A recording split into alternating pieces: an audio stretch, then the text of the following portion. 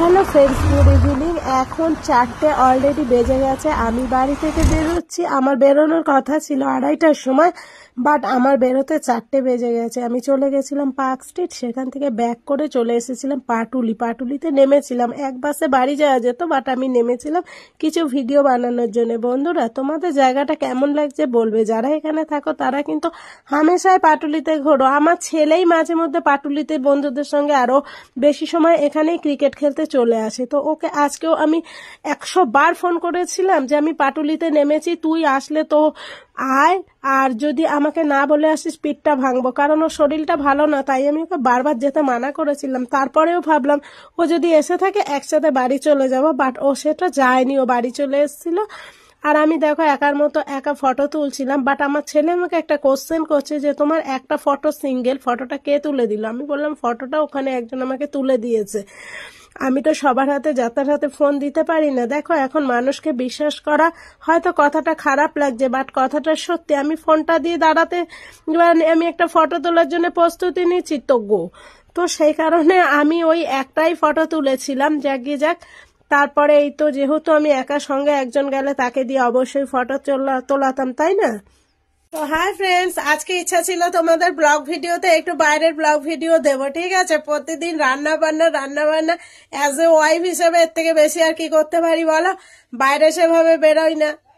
আমার ছেলেটা বড় হলেও ছেলেটা আমার জানো তো অনেক বেশি, মানে কি বলবো, মানে বলে পড়তে বসাতে হয়, সবকিছু আমাকে বলে করাতে হয়। আর ভাবি যে ওরও সামনে পরীক্ষা। তাছাড়া আমি সত্যি কথা বলি, আমি একটু ঘর কোনো মেয়ে, বেরোলে কারোর সঙ্গে, মানে আমি বেরোবো বলি, যখনই দেখি যে একটু বেলা হয়ে গেছে কোনো না কোনো এক্সকিউজ দিয়ে আমি সেখান থেকে সরে আসি। তারপরে ভাবলাম না, আজকে আমাকে বেরোতেই হবে। আজকে আমি সমস্ত যখন মানে ভিডিও করেছি, তাহলে আমি একটু বেরোই। বাট আমরা এখনো বুঝতে পারছো তো, গলার ভয়েস কিন্তু ঠিক হয়নি। তো কোনো ব্যাপার না, আমি বেরিয়েছিলাম। আমি গেছিলাম অনেকটা দূর, পার্ক স্ট্রিটে চলে গেছিলাম। সেখান থেকে আমি আসার সময় পাটুলিতে নেমেছি। পাটুলিতে নেমে আমি একা একটুখানি মানে যে ভিডিওটা দেখলে ওই ব্লগ ভিডিওটা একটু শুট করেছি। আর হচ্ছে কি একটা রিলস, সেটা তো তোমাদের সামনে আগেই দেখিয়ে দিলাম রিলসটা। তো বন্ধুরা, বেশ ভালো লাগলো। আমি বাড়ি এসে তোমার দাদাভাইকে বললাম যে আমি এরকম, তোমাদের দাদাভাই আমাকে সবসময় বলে কারোর পায়ে তেল মাখানোর কোনো প্রয়োজন নেই, কারণ আমি তোমাকে টাইম দিতে পারি না। তুমি তোমার মতো যেখানে খুশি গিয়ে ভিডিও করো, আমার কোনো আপত্তি নেই। তো সেই আজকে বেরিয়েছি, তো তোমার দাদা খুশি, আমার ছেলে খুশি। কিন্তু গিয়েও কি হবে, ছেলেকে আমি বারবার ওখান দিয়ে ফোন করছি, তুই আয়। যখন আমি পাটুলিতে ঢুকেছি তো ওর শরীরটা খুব খারাপ, জানো তো। বাড়ি এসে দেখছি প্রচন্ড শরীর খারাপ। ও খেলতে গেল, আমি ওষুধপত্র খাইয়ে গেছি। তো আমার শরীরটা একটু ভালো হয়েছে। সেম ওকে কালকে ডাক্তার দেখাবো, ডাক্তার কালকে আছে। আমি ওষুধ খাইয়ে গেছি। আর সন্ধ্যেবেলা ও হচ্ছে রুটি তরকারি খেয়েছে। আমি ওকে বলেছিলাম রুটি কিনে আনবি, আর 5 মিশালি সবজি তরকারি করে রেখে গেছিলাম। তারপরে আমি আসার সঙ্গে সঙ্গে বললো মা কড়া করে চা করে দাও। মা ছেলে চা খেলাম, আর তার জন্যই দেরি হয়ে গেল। আর আসার সময় কি বাজার আনলাম সেটা দেখো। আমার স্বভাব কোনোদিন যাবে না, তো খুব কমের ওপরেই আজ বাজার হয়েছে। দেখো আমি কি বাজার নিয়ে এসছি। ধনে পাতা, 7টা কমলা লেবু 50 টাকা দিয়ে। আগের দিন কমলা লেবু এনেছিলাম জানো তো, 10টা কমলা লেবু নিয়েছিল 50 টাকা। ভাইরে ভাই কি টক। আর দেখো কি বলবো, বাজার কম লাগলে কম বাজার করা যাবে না। ভাগ্যিস লেবুটা কিনেছিলাম। এটা হচ্ছে 200 টমেটো। আমি নিয়েছি 200 টমেটো 10 টাকা দিয়ে, কারণ আমাদের ঘরে কেউ টমেটো ভালো খায় না। আমিও ভালো খাই না, কিন্তু কিছু জিনিসও লাগে। যেমন কালকে একটা মাছের ঝাল করব, টমেটো ধনে পাতা লাগবে। 5 টাকা ধনে পাতা, 10 টাকা টমেটো বলে আমাকে বলে কি প্লাস্টিক হবে না, 15 টাকা জিনিসও।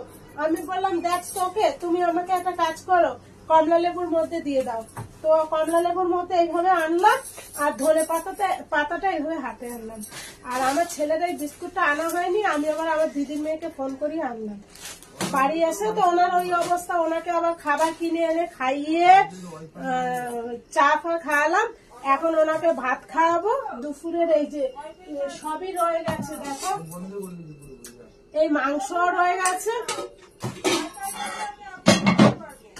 এই যে ডালও রয়ে গেছে। এইভাবে আমি ফ্রিজে রাখিনি, এসে আবার এখনই গরম করলাম। ও মাই গড, সবজি তরকারি দিয়ে রুটি খেয়েছে, একটুখানি আছে দাদাভাই খাবে। আর আমি ডাল দিয়ে লেবু দিয়ে, আমি তো জানো তো কিছু খেতে পারছি না, ভাল লাগছে না আমার।